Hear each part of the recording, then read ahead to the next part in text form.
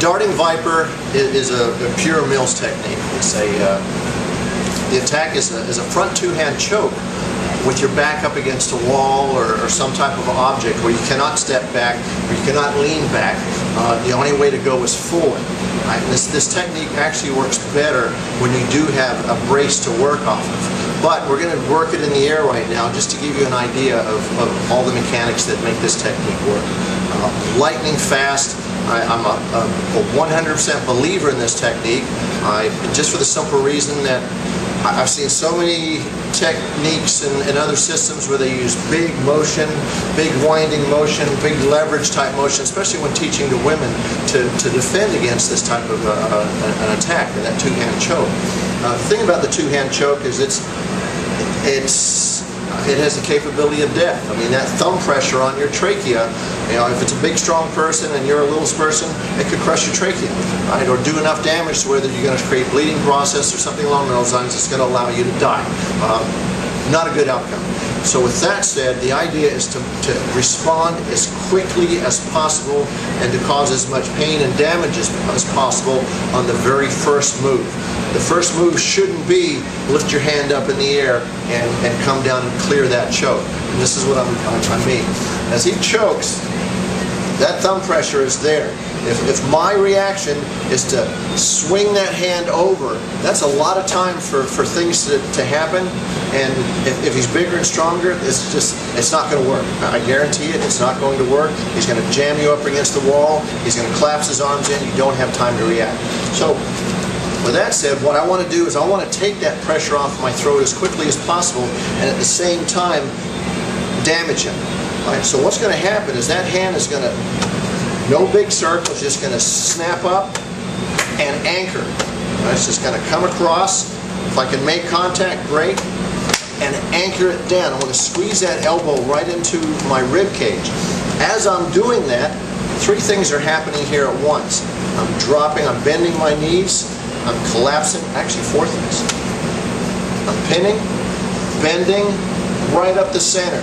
2-3 finger poke, depending on what you want to strike with. You can catch the notch, the tracheal notch here, straight in, or as the technique is written, you can catch the side of the trachea driving into the vagus, the carotid, and a chunk of the trachea itself. Just drive in, and on top of that, I'm kicking it. Remember, my back has a bracing angle against a wall, so I can lean on it and throw that leg out there with quite a bit of force. So again, he chokes. This is all one move. One, I kick with the shin. I just pop that thing up, and I poke right to the throat. All right. So again, he comes in. It's just a really quick boom, right into that. I want to snap that in as quickly as possible. Now, pieces. As I kick, thrust, that hand is just going to circle, little circle, and I'm going to clear.